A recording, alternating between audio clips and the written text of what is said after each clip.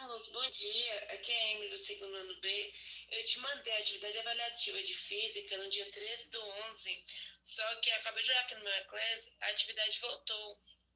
Aí eu estou enviando novamente hoje, dia 26, e eu até te perguntei no dia se era para enviar somente as respostas, o gabarito, ou com os cálculos. Aí o senhor me respondeu, aí se puder verificar, por favor.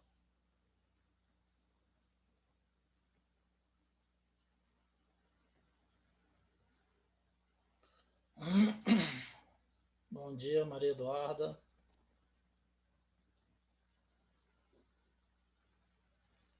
Bom dia, professor. Dá um minutinho aí pro pessoal chegar que a gente começa, tá?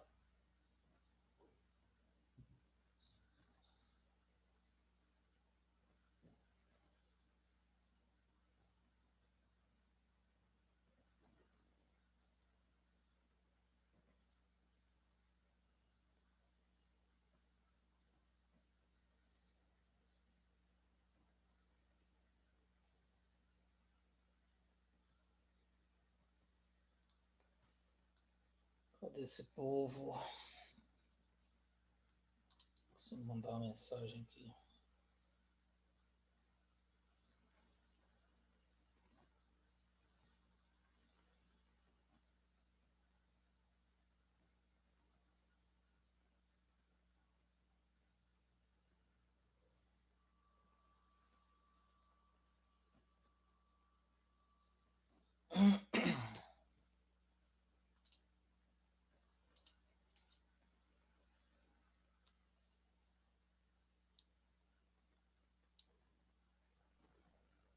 Bom dia, Pedro.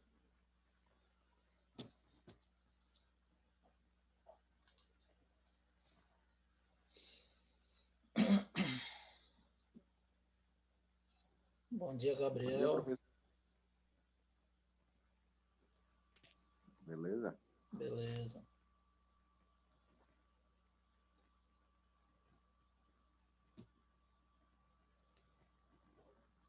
Vou aguardar aqui um minutinho que a gente começa.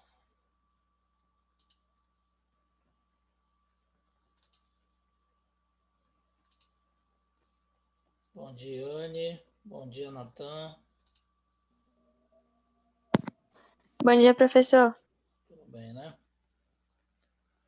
Vamos lá, vamos começar.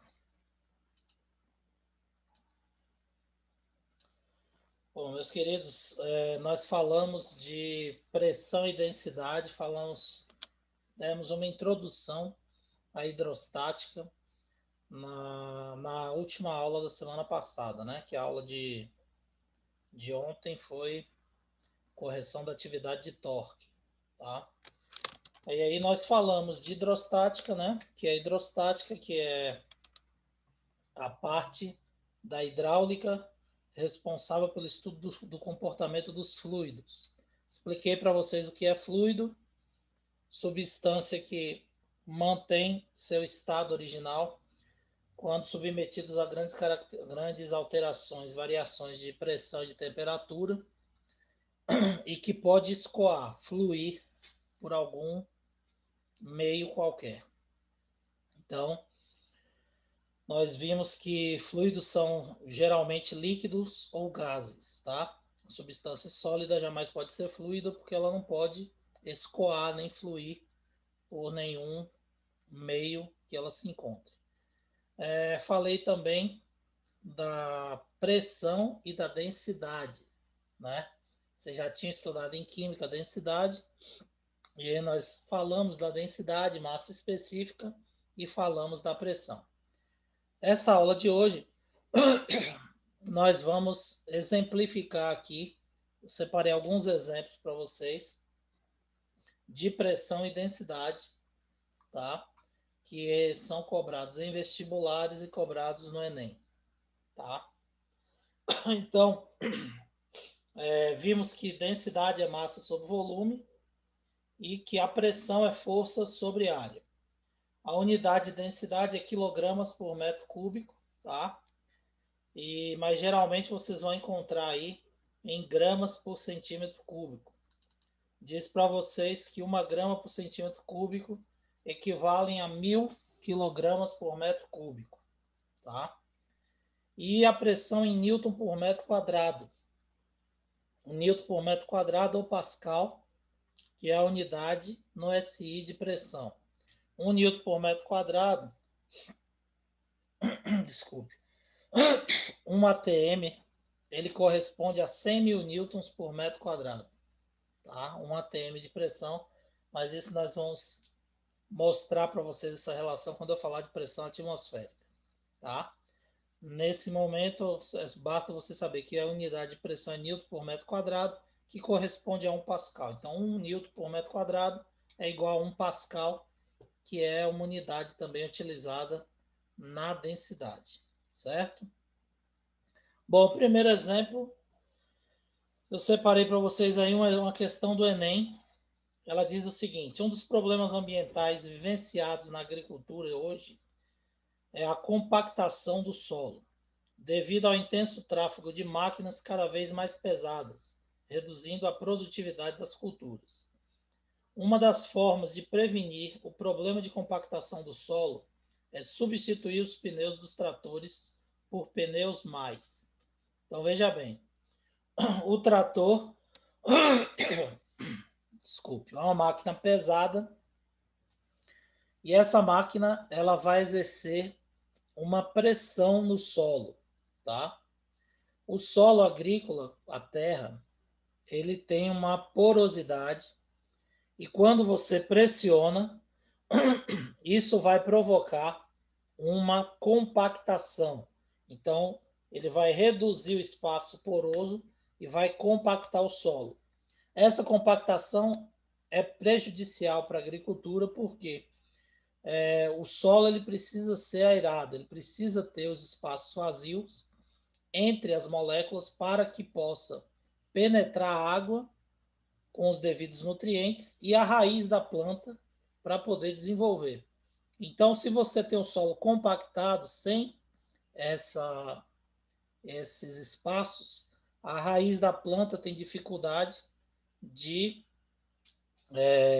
penetrar nesse solo para retirar os nutrientes e também a água ela não penetra, então ela vai escoar e vai escorrer por cima do solo e não vai penetrar, prejudicando assim a absorção da água pelo solo. Isso está relacionado com a nossa pressão. Então, se a gente conseguir reduzir a pressão que essas máquinas exercem sobre o solo agrícola, a gente consegue diminuir o problema da compactação. E como é que a gente reduz a pressão? Então, a pressão exercida no solo é resultado da força em uma determinada área. Matematicamente, nós vimos que pressão é força sobre área. Então, se a gente escolhe um pneu que ocupa uma área maior, você vai reduzir a pressão, já que a pressão é inversamente proporcional à área. Os pneus mais largos, eles ocupam uma área maior do que os pneus mais estreitos. Então, uma forma de aumentar a área é você utilizando os pneus mais largos.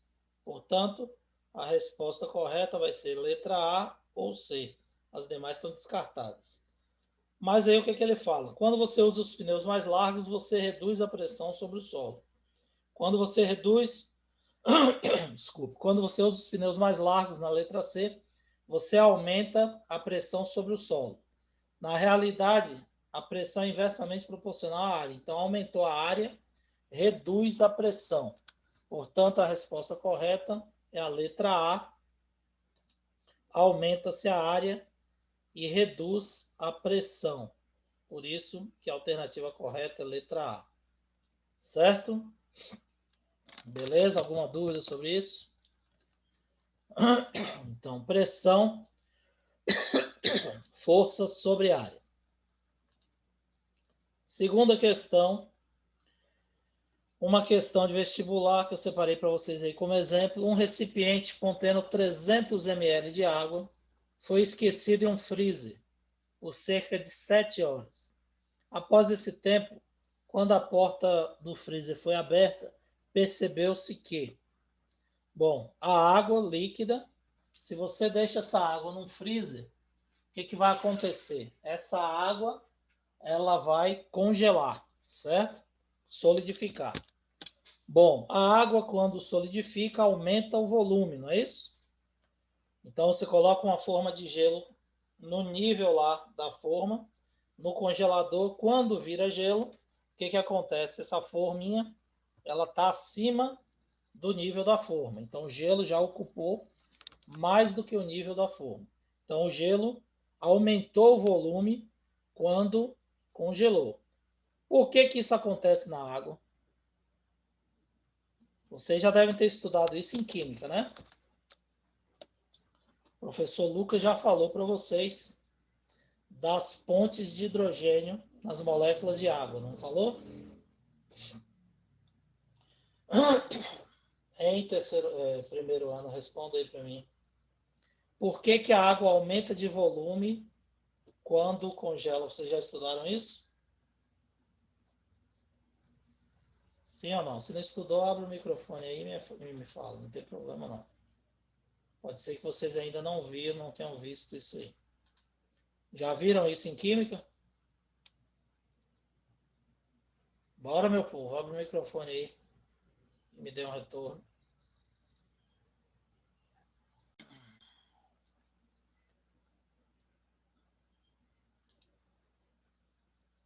Pessoal, a internet aqui Oi, professor. caiu, né? Bastante. Uhum.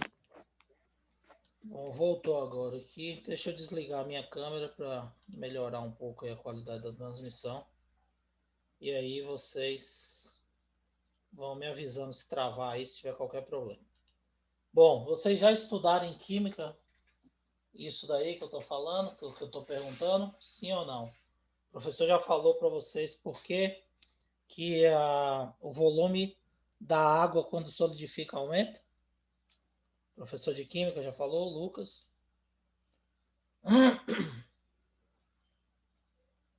Acredito que ele falou no começo do ano, professor.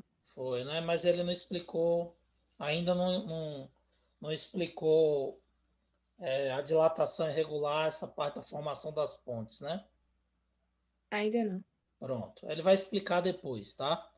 E nós também iremos falar lá no segundo ano, quando eu entrar na parte de termodinâmica, calorimetria, eu também vou falar disso, tá bom?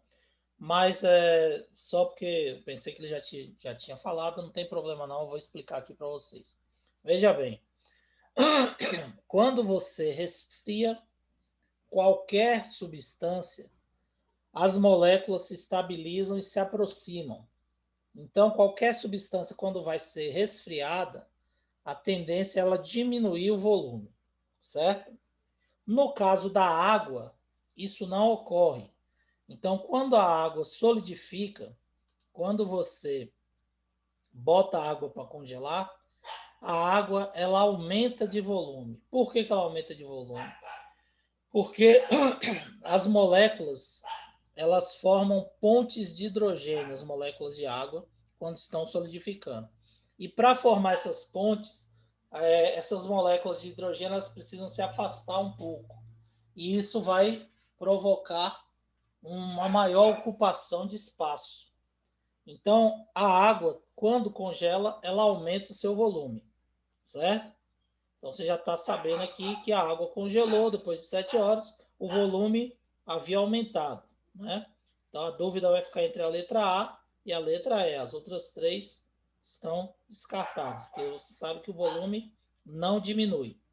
Agora, por que o volume aumenta?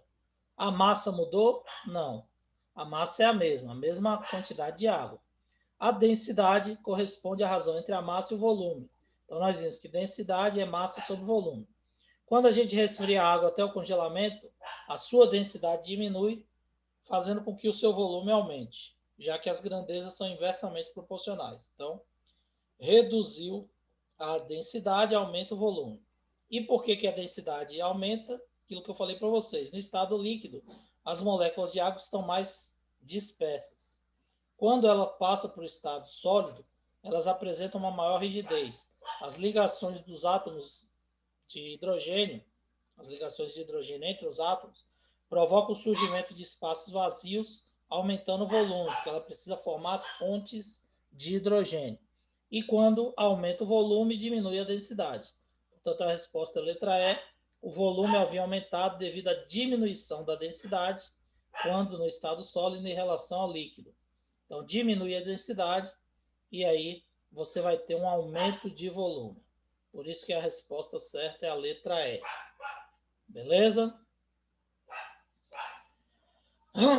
Todo mundo entendeu? Alguma dúvida? Tá tranquilo? Então vamos lá. Terceiro, um prego,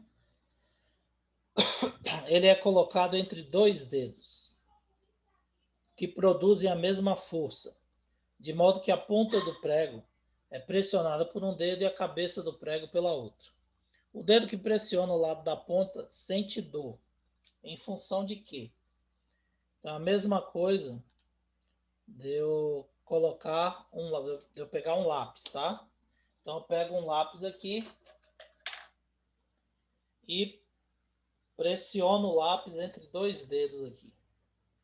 Esse dedo aqui não vai sentir a dor que o polegar está sentindo, que está com a ponta do lápis pressionando.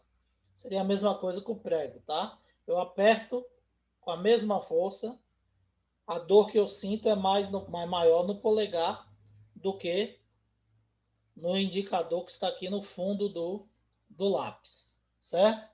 Por que que isso ocorre? Isso ocorre exatamente por causa da diferença de pressão, tá? E por que que a diferença de pressão existe se a força que eu estou aplicando no fundo do lápis e na ponta do lápis é a mesma? O dedo está apertando com a mesma força, tá? Por que que isso ocorre? Justamente por causa da área. Então, nós sabemos que a pressão ela é inversamente proporcional à área.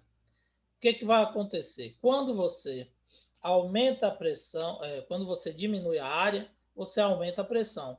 A área na ponta do prego é menor do que a área na base do prego lá, na cabeça do prego. Então, o lado que está pressionando a ponta do prego, ele vai sentir mais dor porque ele está sujeito a uma pressão maior, já que a pressão ela é inversamente proporcional à área e a cabeça do prego ocupa uma área maior do que a ponta. Portanto, a resposta correta é letra A. A pressão ser inversamente proporcional à área para uma mesma força. Então, o dedo que pressiona o lado da ponta sente dor em função da pressão ser inversamente proporcional à área quando submetida a uma mesma força. Certo? Portanto, a resposta correta é letra A. Quarto exemplo. 3 pessoas... deixa eu esconder aqui a resposta, que essa aqui eu quero que vocês respondam. 3 pessoas, A, B e C, têm mesmo peso e alturas diferentes. Usam a pessoa A, o mais baixo, um patins para gelo. B, a pessoa B, o de altura intermediária, patins normais com rodas. E o C, que é o mais alto, usa um sapato de couro normal. Qual deles exerce maior pressão sobre o solo? Ele quer que você coloque em ordem aí de pressão, tá? Do maior para o menor. Abra aí o microfone e me fale qual a resposta correta. Por favor.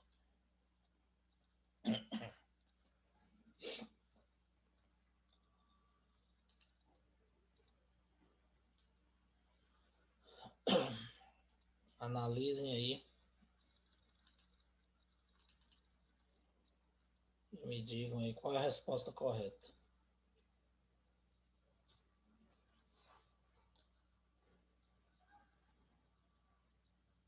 Os 3 têm o mesmo peso e a altura é diferente. E usam patins também diferentes.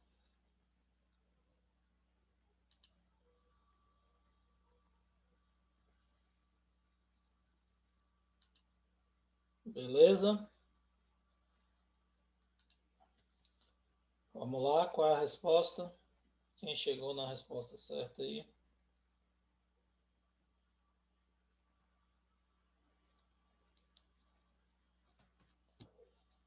Bora primeiro ano.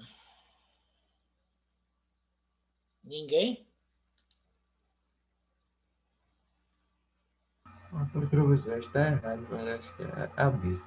Você acha que é qual? B? Sim. Vamos ver, vamos analisar. Veja bem, as pessoas, os três, eles possuem o mesmo peso, tá certo? Se eles têm o mesmo peso, é a mesma força que está sendo exercida no solo. Pressão é força sobre área, né? Então, a força que os três vão exercer no solo é correspondente ao seu peso. Logo, a força é a mesma para os três. Independente da altura. A altura não vai promover nenhum tipo de diferença, né? O fato de um ser mais baixo, o outro ser mais alto, não vai influenciar na força que está sendo exercida no solo. A força vai ser a força-peso, que vai ser igual aos dois. Então, o que pode alterar a pressão aí? A área de contato que eles terão quando pisam no solo, certo? O mais baixo, ele usou um patins para gelo, que é aquele que tem só aquela laminazinha bem fininha para equilibrar no gelo. O segundo usa o patins normal. O patins normal ele tem 4 rodinhas de silicone, certo? Então, ocupa uma área maior do que o patins de gelo, que é só uma laminazinha bem fina. E o terceiro, ele usa um sapato de couro normal, que tem uma área de contato correspondente ao solado todo, que corresponde à área do pé, certo? Então, quem vai exercer maior pressão é aquele que ocupa menor área. Quem ocupa menor área é o patins mais fininho do gelo. Então, o A vai exercer maior pressão, certo? O B, que usa as rodas, é intermediário, ou vai estar no meio. E o C, que ocupa uma área maior, porque tem o sapato normal, pisa com todo o solado do pé no chão, ele vai exercer uma pressão menor. Então a resposta correta vai ser a letra D. A Tá pressão travando, de professor. A é maior do que a de B, que é maior do que a de C. Entenderam? Portanto, a resposta correta é letra D. Tá? A área de contato do solo para cada pessoa é diferente. A pressão vai ser maior quando Ô, a área de professor, tá contato for travando menor. muito, eu não consegui entender, não. Não tem problema, a gente repete. Tá? Vou repetir aqui, sem problema. Veja bem, nós temos as pessoas com o mesmo peso. Se ele tem o mesmo peso, independente da altura, a força exercida sobre o solo é a mesma. Tá? O que é que vai mudar aí? É a área de contato dessas pessoas com o solo. E a área de contato pode influenciar na pressão. Então, a pessoa, o primeiro, o indivíduo A, ele usa o patins para gelo. Patins para gelo tem só uma lâminazinha de metal fina, na qual ele equilibra para deslizar no gelo. Então, a área de contato é pequena. Professor, O 2, o B, ele professor, usa o patins normal, que tem 4 rodas de silicone. Então, a área tá do patins... travando muito, não dá para entender. Tá travando demais? Eu já desliguei a câmera aqui. Vamos ver. Professor, Oi? Pode falar. tá travando muito. Tá travando demais, né? Espera aí, vamos ver aqui. Deixa eu só um minutinho aqui. Deixa eu ver aqui, mexer aqui na internet para ver se melhora. Já desliguei a câmera, mas deixa eu dar uma olhada aqui. Aguardem um minutinho só aqui, por favor.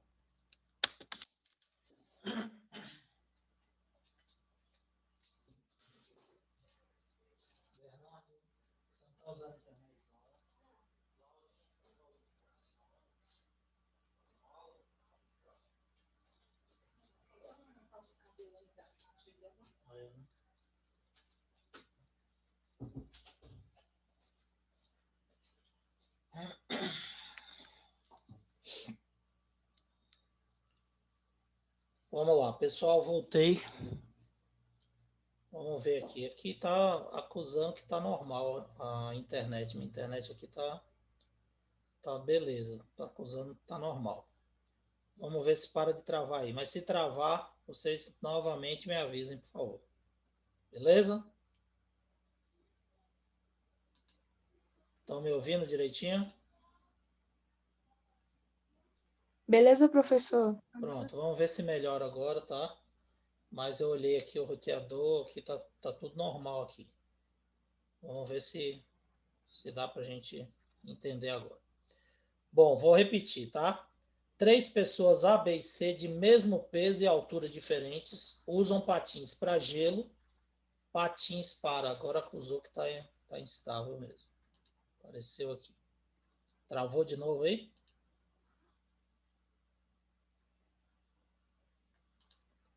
Tá travado ou vocês estão me ouvindo? Agora tá normal, mas antes travou.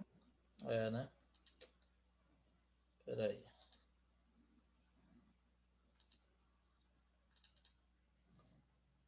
Essa internet é uma benção a Deus. Vamos lá, vamos tentar aí novamente. Bom, então o que acontece? Nós temos um usando patins de gelo que ocupa uma área pequena, o outro que usa um patins normal com 4 rodinhas de silicone, que usa uma área intermediária, e o outro que está calçando um sapato, que ocupa uma área maior, a área de todo solado do seu pé. Se eles têm a mesma força, quem ocupa menor área exerce maior pressão. Então, a menor área vai ser o PA, que é o indivíduo A que está usando patins para gelo, que é só uma laminazinha de metal no qual ele equilibra no gelo. O B fica no meio, intermediário, porque ele usa patins com rodas. É uma área que é maior do que o patins com gelo, porém é menor do que o sapato normal. E por último, vai ser o C, que usa o sapato.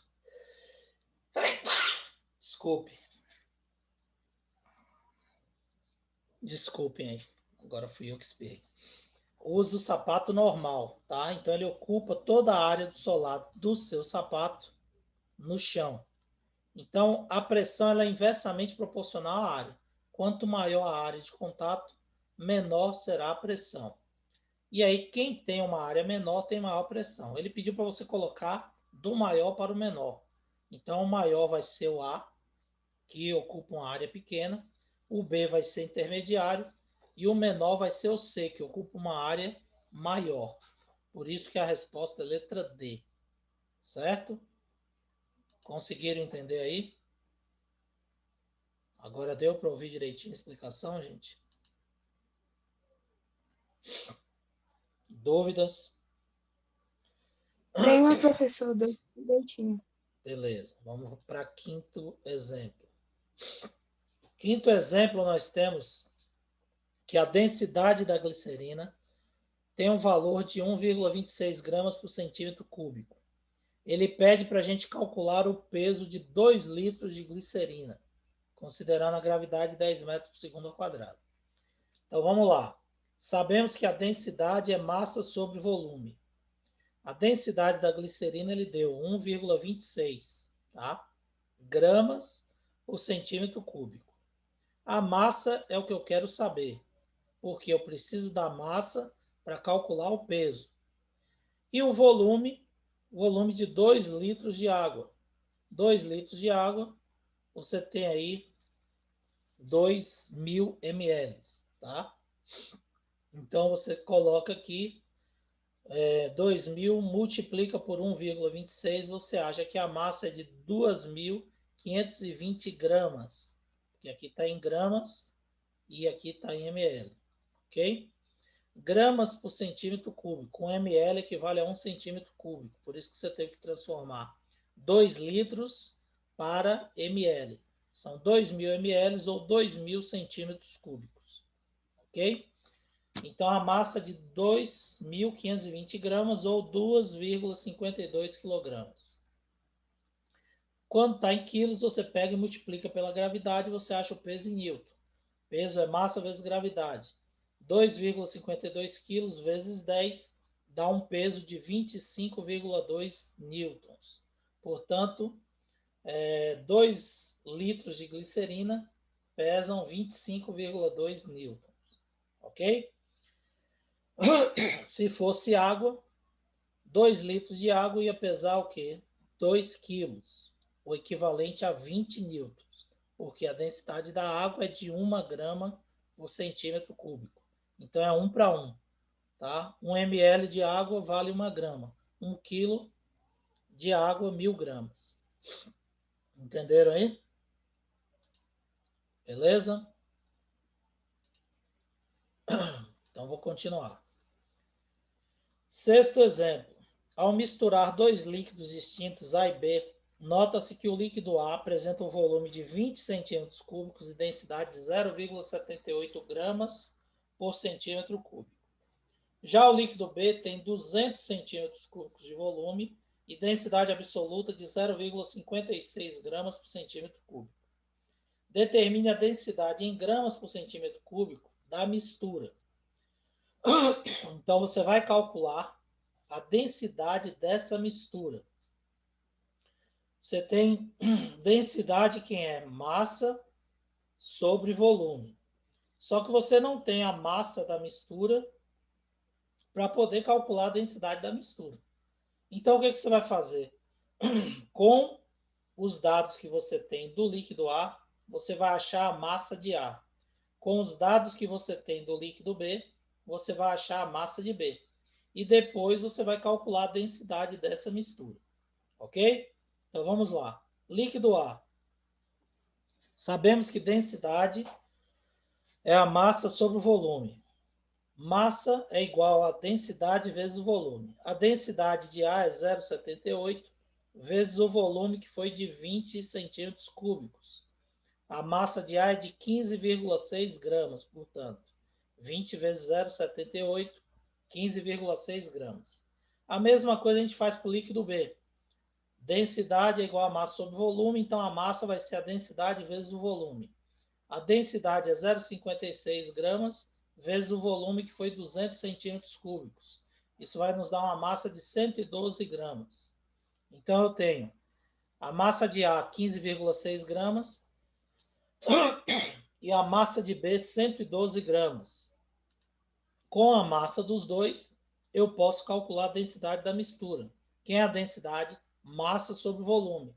Porém, vai ser a massa dos dois, a massa de A mais a massa de B, dividido pelo volume dos dois, que vai misturar o volume de A mais o volume de B. Então, nós temos 15,6 gramas mais 112 gramas, tá? Dividido por 20 mais 200. Então, vai dar densidade da mistura 127,6 dividido por 220. Logo, a densidade da mistura vai ser 0,58 gramas por centímetro cúbico. Ok? Todo mundo entendeu?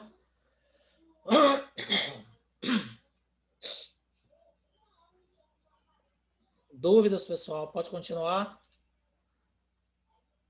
Todo mundo entendeu aí?